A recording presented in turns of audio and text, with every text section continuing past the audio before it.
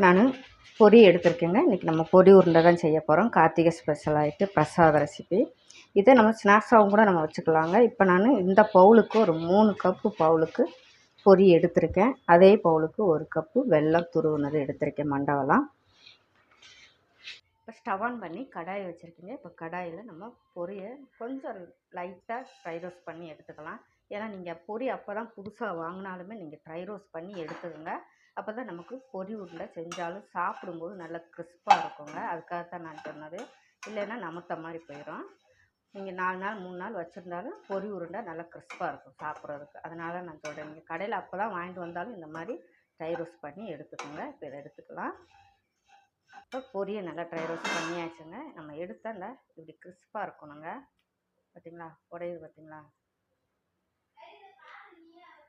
இந்த மாதிரி இருக்கணும். இப்போ நம்ம வெல்லத்தையும் சேர்த்துக்குருவோம். வெல்லம் எடுத்த கப்பில் 1/4 கப்பு தண்ணி சேர்த்துக்கோங்க.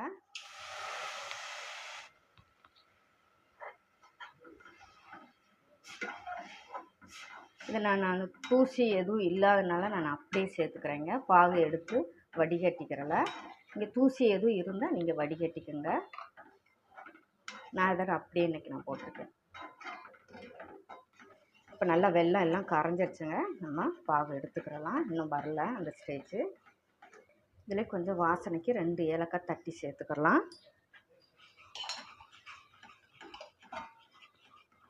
இதில் நம்ம 1 டீஸ்பூன் அளவுக்கு நெய் சேர்த்துக்கிறோங்க, ஒரு ஃப்ளேவருக்காக தான்.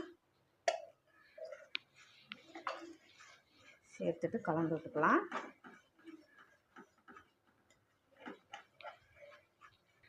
இப்போ நம்ம பாகு வருதான்னு நம்ம பார்த்துக்கலாங்க. இந்த மாதிரி ஒரு தட்டில் தண்ணி ஊற்றிக்குங்க.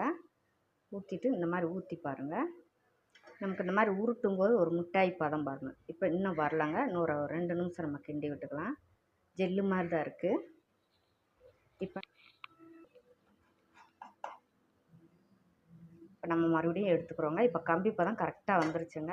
இப்படி நம்ம உருட்டி பார்க்கும்போது அப்படியே உருட்ட வரணும், அந்த மிட்டாய் மாதிரி. இந்த பார்த்தீங்களா, இந்த மாதிரி நமக்கு மிட்டாய் மாதிரி உருட்டி பிடிக்கிறதுக்கு வரணுங்க. இந்த அளவுக்கு தான் இதான் கம்பி பதம். இப்படி போட்டாலும் டங்குன்னு சத்தம் கேட்குதா அந்த. இப்போ நம்ம ஸ்டவ் ஆஃப் பண்ணிவிட்டு நம்ம பொரியை போட்டு கிண்டிக்கலாம்.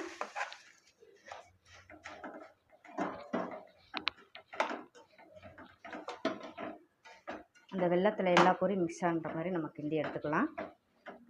கட் பண்ணுவோம். இப்போ இந்த கரண்டில் உள்ளதை நம்ம வலித்து எடுத்துக்கலாங்க. கை பொறுக்கிற அளவு சூடு இருக்கும்போதே நம்ம பொரி உருண்டையை பிடிச்சி எடுத்துக்கிறோங்க.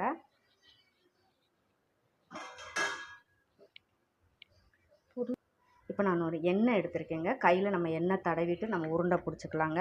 தண்ணி இருந்தால் நீங்கள் தண்ணி கூட நீங்கள் யூஸ் பண்ணிக்க. ஏன்னா தண்ணி வச்சு நம்ம கையில் தடவி உருண்டை பிடிக்கும்போது நமக்கு பொரி உருண்டை 2 நாளைக்கு வச்சு நம்ம சாப்பிட முடியாதுங்க. அதனால தான் நான் சொன்னது. நல்ல எண்ணெய் தடவிட்டு இந்த மாதிரி எடுங்க.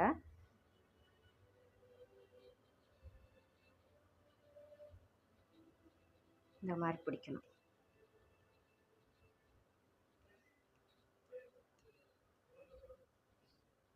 இந்த மாதிரி பிடிச்சிக்கணுங்க. நல்லா குளிர எண்ணெய் தடவிக்குங்க.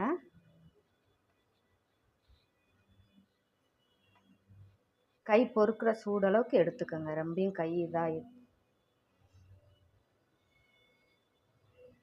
ஏன்னா ஆறுனா நமக்கு பொரி உருண்டை பிடிக்க வராது. அதுக்காக தான் நான் சொன்னது.